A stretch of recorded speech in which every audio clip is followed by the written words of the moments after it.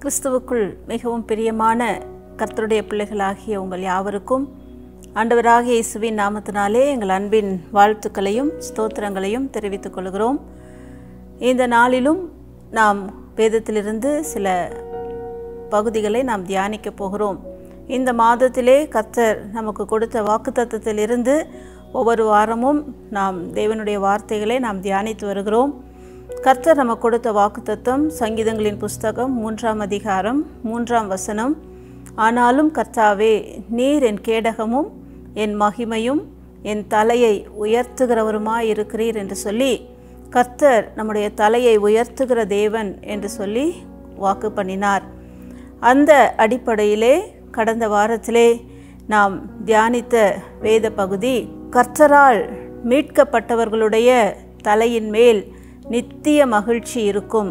தலையை உயர்த்துகிற தேவன் சில ஆசீர்வாதங்களை அல்லது நம்முடைய சிரசின் மேல் எவைகளை கொடுத்து நம்மை ஆசீர்வதிக்கிறார் என்று சொல்லி நாம் தியானித்தோம். அதிலே முதலாவதாக கர்த்தரால் மீட்கப்பட்டவர்களுடைய தலையின் மேல் நித்திய மகிழ்ச்சி இருக்கும், நித்திய மகிழ்ச்சியை கொடுத்து அவர் உயர்த்துகிறார் என்று சொல்லி நாம் தியானித்தோம். இன்றைக்கும் நாம் தியானிக்க போகிற வேத பகுதி நீதிமொழிகளின் புஸ்தகம் 10ஆம் அதிகாரம் 6ஆம் வசனத்திலே நாம் வாசிக்கும் பொழுது, நீதிமானுடைய சிரசின் மேல் ஆசீர்வாதங்கள் தங்கும் என்று சொல்லி நாம் வாசிக்கிறோம். நீதிமானுடைய சிரசின் மேல் ஆசீர்வாதங்கள் தங்கும். தேவன் தலையை உயர்த்த வேண்டுமென்றால் நம்முடைய தலையின் மேல் அல்லது நம்முடைய வாழ்க்கையிலே தேவன் கொடுக்கிற சில ஆசீர்வாதங்கள், நீதிமானுடைய சிரசின் மேல் ஆசீர்வாதங்கள் தங்கும். நம்முடைய வாழ்க்கையிலே அல்லது இந்த உலக வாழ்க்கையிலே நாம் நீதிமான்களாக வாழும் பொழுது கர்த்தர் நமக்கு சில ஆசீர்வாதங்களை நம்முடைய சிரசின் மேல் அவர் வைக்கிறவராய் இருக்கிறார். ஒருவேளை நீங்கள் நினைக்கலாம், நீதிமான்களாக வாழ்வது இந்த நாட்களிலே அல்லது இந்த காலங்களிலே மிகவும் அது ஒரு கடினமான ஒரு காரியம் என்று சொல்லி நீங்கள் யோசிக்கலாம்.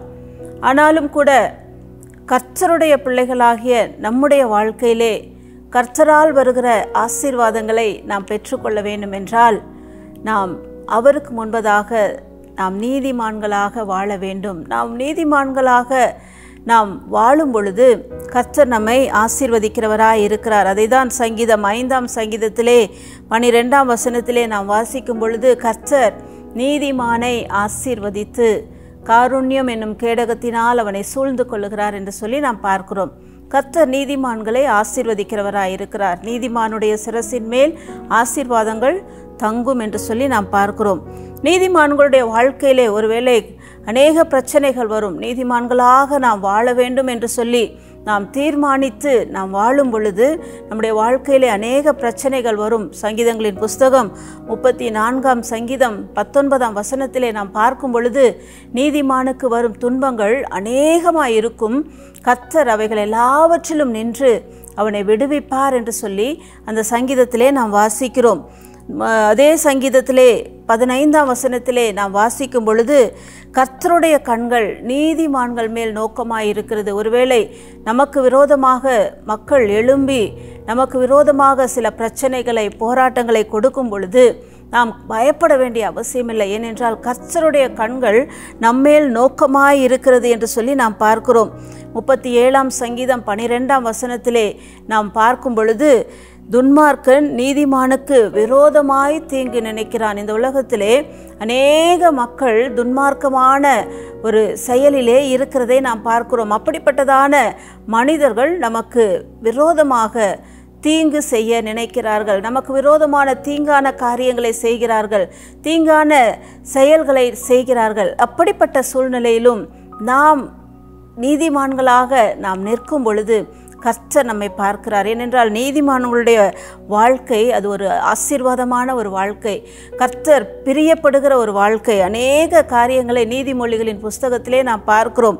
10ஆம் அதிகாரம் 21ஆம் வசனத்திலே நீதிமானுடைய செயல்களிலே ஒன்று, நீதிமானுடைய உதடுகள் அநேகரை போஷிக்கும் என்று சொல்லி சொல்லப்பட்டிருக்கிறது.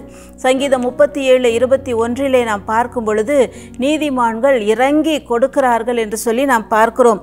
அது மாத்திரமல்ல, நீதிமொழிகள் 12ஆம் அதிகாரம் 5ஆம் வசனத்திலே நீதிமான்களுடைய நினைவுகள் எல்லாம் நியாயமானவைகள் என்று சொல்லி நாம் பார்க்கிறோம்.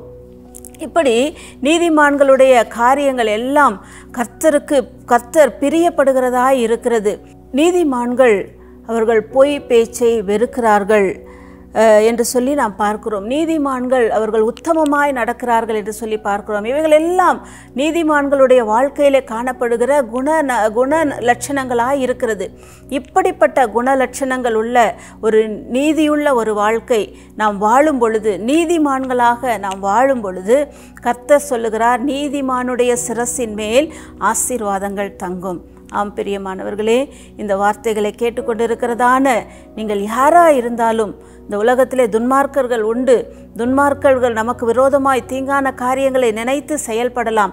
ஆனாலும் கர்த்தருடைய கண்கள் நீதிமான்கள் மேல் நோக்கமாய் இருக்கிறது. ஆகவே நாம் நீதிமானாக நாம் காணப்படுவோம். நிச்சயமாக கர்த்தருடைய ஆசீர்வாதம் நம்முடைய சிரசின் மேல் தங்கி இருக்கும், நம்முடைய சிரசின் மேல் இறங்கி இருக்கும். ஆகவே நம்முடைய சிரசின் மேலே, நம்முடைய தலையின் மேலே கர்த்தருடைய ஆசீர்வாதங்களை கொடுத்து அவர் நம்முடைய தலையை உயர்த்துவார் என்பதில் எந்த சந்தேகமும் இல்லை. நீதிமானாக நாம் வாழ்வோம், நீதிமான்களாக நாம் வாழுவோம். கர்த்தருடைய ஆசீர்வாதம் நம்முடைய சிரசின் மேல் இறங்கும். கண்களை மூடி நாம் ஜெபிக்கலாமா? எங்கள் அன்பின் பரலோக பிதாவே, ஆசீர்வதிக்கப்பட்டதான இந்த நல்ல வேளைக்காக உம்மை நன்றியோடு நாங்கள் ஸ்தோத்திரிக்கிறோம். ஆண்டவரே, நீதிமானுடைய சிரசின் மேல் ஆசீர்வாதங்கள் தங்கும் என்று சொல்லப்பட்டிருக்கிறது. நாங்கள் சில வசனங்களை நாங்கள் பார்த்தோம். நீதிமான்களுடைய காரியங்கள் எப்படிப்பட்டவைகளாக இருக்கிறது என்று சொல்லி பார்த்தோம். ஆண்டவரே, அப்படிப்பட்டதான ஒரு வாழ்க்கையை வாழ்ந்து ஆண்டவரே, அதிநிமித்தமாய் நாங்கள் ஆசீர்வாதங்களை சுதந்திரித்து கொள்ள நீர் உதவி செய்வீராக. ஆண்டவரே, எங்கள் சிரசின் மேல் ஆண்டவரே நித்திய ஆசீர்வாதங்களை கொடுத்து எங்கள் தலைகளை நீர் உயர்த்தும்படியாய் உம்முடைய அன்பு கரங்களிலே ஒப்பு கொடுக்கிறோம். நீர் அப்படியே செய்வதற்காக உமக்கு நன்றி. இயேசுவின் மூலமாய் ஜெபம் கேளும் எங்கள் ஜீவனுள்ள நல்ல பிதாவே, ஆமேன்.